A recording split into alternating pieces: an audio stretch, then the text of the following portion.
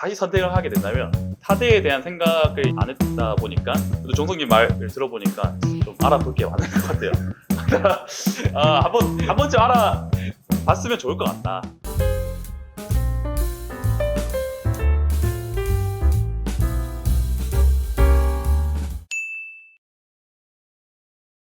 경제적인 부분도 빼놓을 수가 없잖아요.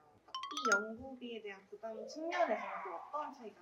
다 그런지 모르겠지만 어쨌든 자대 같은 경우에는 등록금 지원이 보통 있는 것 같고요. 등록금이 대학원이 이제 되게 비싸요. 대학 학부보다 되게 좀 비싼 측면이 있더라고요. 고민했는데 다행히 이제 자대로 가면 그런 등록금 면제 혜택이 있어가지고 60% 면제입니다. 그래서 이제 등록금에 대한 부담은 되게 많이 덜었고 말씀드렸듯이 여러 과제를 하게 되는데 그 과제 안에 인건비도 나오게 되고 연구를 하면서 생활하는 시기 동안에 경제적인 그 부담은 막 저는 크게 막 없었던 것 같아요. 경제적 지원이 나름 잘 된다. 뭐 연구실마다 다를 수 있습니다.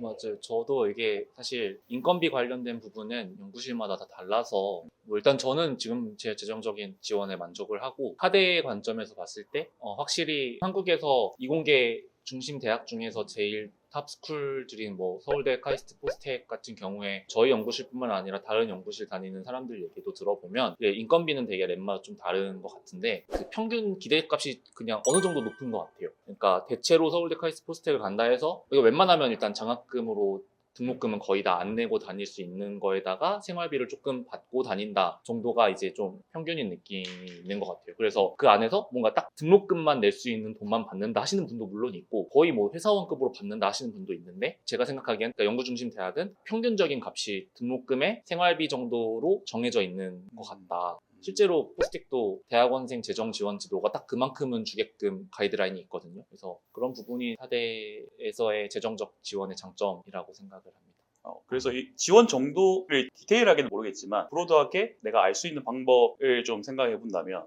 이 교수님의 이제 어떤 역량과 연구 성과가 좀 많이 중요한 것 같아요. 어떤 연구들을 많이 했는지에 대해서 조금 이제 한번 보시면 좋을 것 같고 보통 이제 그 과제에서 어떤 아이디어를 얻어서 이게 연구로 또 발전하는 경우가 많아가지고 연구한 게 많을수록 과제 수가 좀 많은 경우가 있는 것 같아요. 그래서 과제 수가 많으면 또 아무래도 이제 인건비가 또 과제별로 계속 나오다 보니까 그런 경제적 지원이 이제 그런 것들을 보고 뭐 금액을 알 수 없겠지만 어느 정도 파악을 할 수 있지 않을까. 근데 대체로 인건비를 많이 받는 곳은 학생이 힘듭니다. 맞아요. 중요한 포인트. 근데 진짜 인건비를 공짜로 주는 곳은 없어요.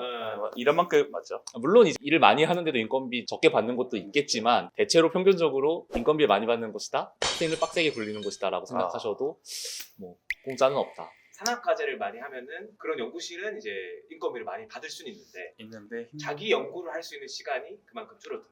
줄을 수 있다. 근데 약간 그게 이제 바로 연결되는 거 아닌 것 같고 어쨌든 과제 안에서 연구로 발전되는 경우가 있다 보니까 뭐 과제가 많다고 내 연구를 못한다까지는 아닌 것 같고 근데 그게 아니라면 이제 힘들 수 있겠죠. 자기 연구를 못하니까 졸업 못할 수 있나? 네, 졸업 못할 수도 있을 것 같아요. 잘하면. 힘들 수도 있죠. 네. 내가 생각했을 때 자대의 장점. 저 같은 경우에는 일단 그 확실한 그 장점은 등록금 면제가 이제 디폴트로 있다. 또 그리고 저희 연구실이 이제 소규모다 보니까 교수님께서 되게 지도를 많이 해주십니다. 제가 알기로는 타대 중에서도 이제 뭐 상위권 대학 같은 경우에는 교수님들이 이제 또 워낙 많은 학생들을 지도하고 계시고 대규모 연구실인 경우가 저는 많다고 들었어요. 그런 경우에는 보통 이제 교수님한테 어떤 지도를 받으려면 한 2, 3개월 정도는 걸린다고 저는 들었거든요. 한 40명 정도 되는 이 대규모 연구실에. 근데 저희 연구실 같은 경우에는 매주 교수님과 이제 랩 미팅을 하면서 지도를 계속 받고 또 따로 찾아가서도 교수님께서 되게 시간 잘 내주셔가지고 바쁘신 와중에 교수님께서 되게 엄청 신경을 많이 써주십니다. 그래서 저희 연구실 같은 경우에 성과가 되게 좀 잘 나오고 최대한 SCI 논문 정도는 쓰고 졸업을 할 수 있게끔 교수님께서 지도도 해주시고 그런 장점이 좀 있는 것 같습니다. 사실 이거는 타대의 장점이라기보다는 그냥 탑스쿨의 장점인 것 같아서 학교 차원에 생기는 산학 장학생 전공도 좀 많은 편이고 그리고 학교에 주기적으로 뭐 삼성, LG 같은 기업들이 채용 설명회를 와요. 석박사급들을 데려가려고. 그래서 그런 부분이 취업에 당연히 유리하다고 생각을 하고요. 그래서 이게 뭔가 타대여서 느끼는 장점이라기보다는 그냥 탑스쿨 한국에서 그래도 이공계 중심 대학원에 다니면 느낄 수 있는 장점이라고 생각을 해서 그래서 학생들도 뭔가 여기 다니면서 취업에 대한 고민은 다 하는데 뭔가 그런 그래도 하려면 할 수 있겠지라는 마인드가 다른 대학원 다니시는 분들보다는 조금 더 있는 것 같아요. 왜냐면 선배들이 다 대기업에 가거나 가고 싶은 곳에 가시는 분들이 좀 더 있다 보니까 그런 부분에 있어서는 중학생들에게 안정감을 줄 수도 있지 않을까라고 생각을. 단점도 혹시 있을까요? 단점. 단점이 단점. 있을까요? 단점이. 장점이자 단점인데 어. 교수님의 지도를 많이 받는다. 아, 이거 나가도 되나? 이거 약간 근데 사실은 네. 랩바랩일 수 있어요. 맞아요. 이거는 랩바랩일 이제 수 있어요. 누군가 단점으로 느낄 수 있을 것 같아요. 저는 이제 되게 장점으로 느끼는데 이제 교수님의 지도를 많이 받다 보니까 발언 여기까지 해야 될 것 같습니다. 뭐 무겁네. 일단 아까 장점부터 좀 더 말씀을 드리면, 그러니까 그 취업도 그렇고 그냥 명함이 업그레이드 되는 게 되게 장점인 것 같거든요. 그냥 솔직히 한국에서 뭐 판공대 나왔다 하면 그래도 공부 좀 열심히 했나 보네를 굳이 설명을 더 안 해도 되니까 타대에 가는 제일 큰 장점인 것 같은데, 저는 딱 그냥 그건 거기까지인 것 같아요. 왜냐하면 사실 어느 수준 이상이 되면 다 그냥 자기 실력이 중요해서 포스텍 나왔다 해도 그냥 못하면 못하는 거가 되기 때문에 이제 그건 딱 명함 정도로 그치는 것 같고, 일단 저는 또 장점 중에 하나는 그런 재정적인 지원과 뭐 연구 환경도 다 좋은데 저는 코스웍이 제일 좋은 것 같아요. 그러니까 수업, 사실 대학원 수업이라고 하면 뭔가 사회적인 인식으로는 약간 학부 때보다는 쉽고 시키는 것도 별로 없고 그냥 뭐 듣다가 뭐 레포트 하나 쓰면 뭐 수업 끝나고 이런 걸 많이 기대하실 수도 있는데, 저도 실제로 그렇게 기대하고 왔는데 생각보다 엄청 빡세서 놀랐거든요. 대학원 수업이 학부 때처럼 시험도 다 보고 퀴즈도 보고 뭐 과제도 많고 그리고 내용은 내용대로 어려워져 있고 해가지고, 그래서 사실 그게 되게, 근데 이게 뭔가 교수님들이 그렇게 열정적으로 하시기도 하는데 제가 느끼기에는 학교 차원에서 그렇게 푸시를 한 것 같아요. 교수님들 좀 수업 쉽게 하시지 말고 빡세게 애들 가르쳐라. 그래서 그런 부분이 학교 차원에서 이루어지는 게 되게 학생들한테는 배우는 데 장점이 있는 것 같고요. 대신에 제가 되게 좋아하는 구절 같은 게 있는데, 칼텍 학생들한테 유명한 물리학자, 과학자가 하신 말씀인데, 여튼 저도 타대생이니까 자대에 있을 때는 잘한다 소리도 많이 들었고 내가 남들보다 좀 잘한다고 느낀 적도 많은데, 여기에 오면 여튼 타대에서 온 애들은 다 저만큼 잘했던 애들이고 여기 자대는 원래 잘하는 애들이 오니까 되게 잘하는 사람들 사이에 둘러싸여가지고 난 왜 이렇게 못하지 이렇게 좌절하는 경우가 많았던 것 같거든요. 근데 그게 되게 한국에서 되게 좁은 사회에서 그렇게 치열하게 사는 거다라는 거를 생각을 못하게끔 되는 것 같아요.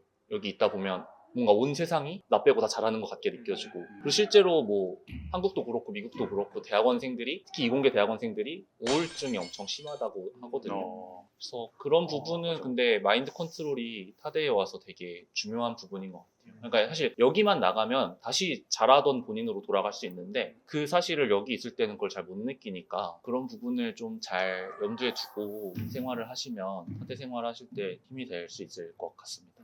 이 부분은 자대도 좀 그런 것 같아요. 그냥 대학원 입학하면 나 빼고 다 잘하는 것 같아요. 맞아. 그래서 이제 이 멘탈 컨트롤이 진짜 좀 많이 중요한 것 같긴 합니다. 저번 영상에서도 이제 포스텍 부분이 오셔가지고 나 빼고 다 잘하는 거. 그거는 진짜 평생 진짜. 겪을 진리. 맞아요. 타대 단점 하나만 더 말씀을 드리고 싶은데, 사실 저는 좀 해당이 덜 돼요. 왜냐하면 저는 학부가 포항이었기 때문에 친구들이 좀 많이 남아있고, 저희 연구실에서 이제 서울권에 대학 다니는 친구들이 많으니까 그런 경우에 좀 사실 그냥 놀고 싶어도 놀 사람이 없고 친목 같은 걸 하기도 힘들고, 그런 부분이 이거는 확실히 타대로서의 단점인 것 같습니다. 그래서 여튼 사람이라는 게 사실 연구만 하고 살 수도 없고, 그렇죠. 어떻게든 좁은 공간을 사람들이랑 잘 지내고 친하게 지내려고 힘을 쓰는데, 애를 쓰는데 그걸 본인도 잘 인지를 못하는 것 같아요. 그래서 그런 부분이 당연히 타대에 오면 힘드실 수 있어서 그런 부분을 염두에 두시고, 그런데 사실 그게 대학원에 오면 묘하게 안 중요한 것처럼 사람들이 말하거든요. 대학원 와서 연구만 하면 되지 뭐 친구를 사겨 이러는데, 중요하니까 안 맞는 사람 당연히 있을 수 있고 그게 이상한 게 아니니까 좀 친한 사람도 좀 다른 데서 좀 찾아보고 하시는 것도 되게 중요한 일일 것 같습니다. 이 단점이 자대에서는 제가 이제 몇 년 동안 보던 사람을 보니까 그렇지. 인간관계에서의 약간 새로운 관계를 맺어야 된다는 그런 스트레스는 없는 것 같아요. 그거 진짜 중요한 게, 사실 자대에 있을 때는 몇 년 동안 있었으니까 그냥 하다못해 맛집, 미용실, 자취방 새로 구할 때 이런 게 되게 편하거든요. 그렇죠. 근데 진짜 동떨어진 곳에 와버리면 이 모든 것들이 그냥 무에서 시작해야 돼요. 그러니까 대학원 생활도 힘든데 새로 알아야 되는 스트레스다 보니까 그런 부분을 너무 경시하지 마시고 좀 미리 와서 좀 그런 것들을 알아나가시는 게 대학원 생활할 때 도움이 될 것 같아요. 졸업을 하고 나서 취업을 하는데도 두 개의 차이가 있는지.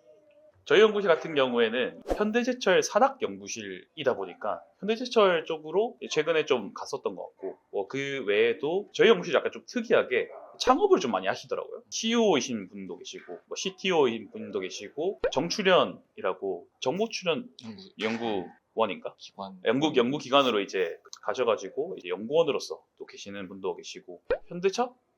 저희 현대차도 있나요? 있어요?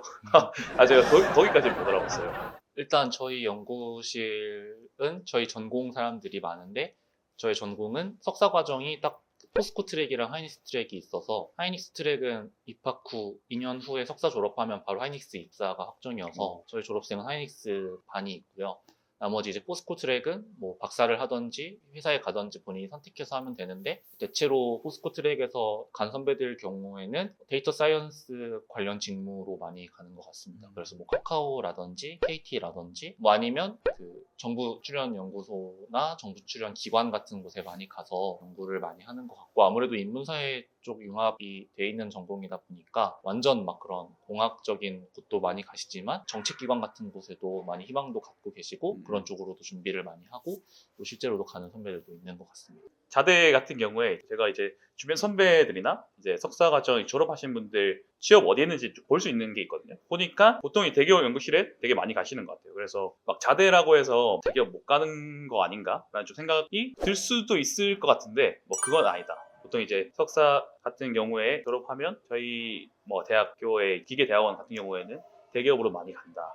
요거는 이제 뭐 자대 타대라기보다는 또 연구실마다 또 다른 것 같아요. 연구실의 성과이 좀 가장 중요한 것 같아요. 두 분은 이제 지금 와서 대학원을 다시 선택할 수 있다면 저는 뭐 일단 다시 선택을 하게 된다면 타대에 대한 생각을 이제 안 했다 보니까 또 종성님 말을 들어보니까 좀 알아볼 게 많은 것 같아요.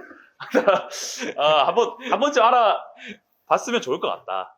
뭐 그래도 저는 이제 산업진흥원 연구실을 선택했겠지만 그러니까 다시 선택한다면 알아볼 것 같은 거는 이제 연구실 내에 박사 과정이 있는지에 대해서 한번 알아볼 것 같아요. 왜냐하면 이게 연구실 내에 아무래도 같이 생활하다 보니까 거기 안에서 되게 여러 대화들을 하는데 그 대화 속에 제가 이제 고민하는 것들을 말하면 뭐 저희 연구실 그 형이 되게 좋은 분이셔서 그런 걸 수도 있을 것 같긴 한데 그 대학원 생활이나 어떤 연구적인 기획하는 부분이나 이런 것들에서도 팁을 많이 주시거든요. 그래서 저는 이제 그게 배움이 되게 많이 됐었던 것 같아요. 그래서 그 연구실을 알아보실 때 그 연구실 구성원 내에 대학원 생활을 오래 하셨던 분, 보통 이제 박사 과정이겠죠. 그래서 그 박사 과정이 몇 명이 있는지 저는 이제 그런 거를 조금 한번 알아볼 것 같아요.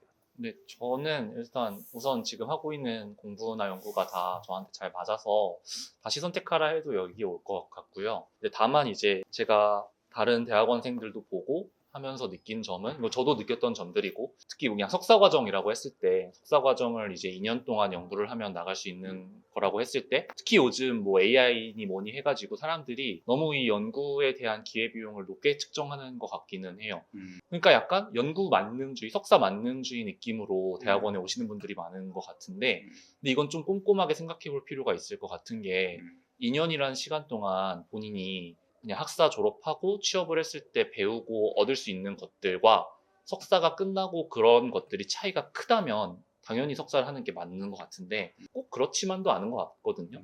석사 졸업하고도 그냥 생각보다 학사보다 조금 더 대우받으면서 가시는 분들도 있고 많이 대우받으면서 가시는 분도 있는데 근데 또 그러면 문제가 2년이라는 생활 동안 회사 갔을 만큼의 대우를 받았냐를 생각해 보면 일단 돈으로는 일단 무조건 적고요. 대학원 생활을 하면. 그래서 뭐 배우는 게 있으니까 그런 건 좀 커버가 되겠지만 당연히 배우는 거랑 일하는 거랑은 다르니까. 근데 지금 확실히 대학원에 진학을 준비하시는 분들 중에 그 연구에 대한 기회비용을 너무 높게 측정해 버리시는 분들이 많은 것 같아요. 특히 석사로 오시는 분들 중에.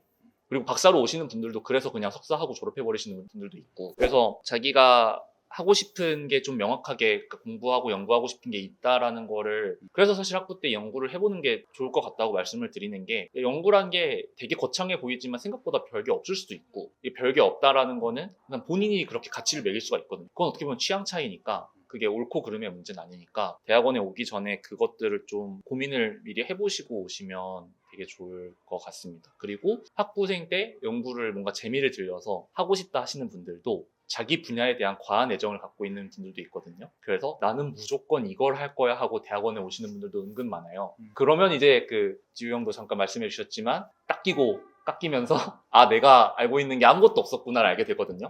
이제 그러면 이제 연구실에서 하는 것들에 좀 참여하게 되면서 거기서 또 재미를 느끼고 큰 분야는 비슷할 수 있어도 바뀌거든요. 그래서 내가 뭔가 엄청난 패션을 갖고 있고 열정을 갖고 있다 해서 내가 그걸로 2년 혹은 5년을 갈 수 있겠다라는 생각을 너무 견고하게 갖고 오면 본인이 힘들 수도 있어요. 왜냐면 자기가 하고 싶은 걸 못 할 거거든. 웬만하면 90%는. 그래서 그런 부분을 좀 미리 염두에 두시고 하고 싶은 말은 대학원이 만능이 아니다. 살면서 기회는 널렸고 더 좋은 경험을 할 수 있는 곳은 넘친다. 대학원이라는 좁은 곳에 그렇게 집착을 굳이 안 하셨으면 좋겠다. 네. 마지막으로 후배들한테 이 실패에 대한 이 저항성이라 해야 되나? 약간 이런 거에 대해서 좀 말씀드리고 싶은데, 그러니까 본인이 이제 실패에 대한 그 저항성이 이제 어느 정도 되는지 한번 생각을 해보시고 들어오면 좋을 것 같다. 왜냐면 이제 되게 많은 피드백을 받아요. 받으면 진짜 내가 이 정도로 못하나 싶은 정도로 막 엄청 낙심을 하게 되고, 그러다 보면 스트레스를 받다 보면 이 업무 효율이 잘 안 나오거든요. 되게 많은 과제들이 있는데 그 효율이 안 나오면 그게 계속 밀려요. 더 이제 그 악순환이 되게 되는데, 실패 저항성이 조금 이제 높은 분들이라면 그렇구나 하고 빠르게 이제 그 멘탈을 잡고 나갈 수 있기 때문에 아무래도 이제 연구실 생활하는데 도움이 많이 될 것 같고, 그렇지 않으면 좀 연구실 생활에서 그거를 극복하는데 되게 어려움이 있을 수 있을 것 같다. 저는 느끼는 게 대학원을 준비하시는 분들, 아까부터 계속 말했던 내용이기는 한데 대학원을 너무 과대평가하거나 과소평가하는 사람들이 맞아. 많은 것 같아요. 그래서 객관적으로 보는 게 중요한데, 그러려면 제일 좋은 거는 이 유튜브를 구독하고 계속 보는 것도 당연히 객관적으로 볼 때 좋겠죠. 잘해. 여튼 정보를 많이 얻는 게 중요한데, 저는 후배들한테 추천하는 게 그렇게 유튜브 같은 것도 찾아보고 책이 있거든요. 뭐 대학원생 때 알았다라면 좋았을 것들, 그런 거 읽어보면서 대학원에서 하는 연구란 게 이런 거구나, 대학원 생활이 이렇구나, 인간관계는 이렇게 하면 되는구나, 이런 게 다 잘 설명돼 있단 말이에요. 그런 거를 읽어보시면서 대학원을 좀 더 객관적으로 보고 오시면 하게 된다면 그 생활을 잘 하실 수 있고, 뭐 안 해도 될 것 같으면 안 하실 수도 있고. 진짜 마지막으로 나에게 대학원이란 나에게 대학원. 삼행시로. 나에게 대학원이요. 삼행시로? 네. 좀만 고민해봅니다. 치킨 걸어요? 저 있습니다. 오케이. 대학생 여러분, 학창 시절에 원 없이 놀고 오세요. 오. 잠깐 너무 좋았는데? 대학생 여러분, 학부생 시절 때, 원. 원 없이 이렇게 해서 딱 끊으면 되지 않나요?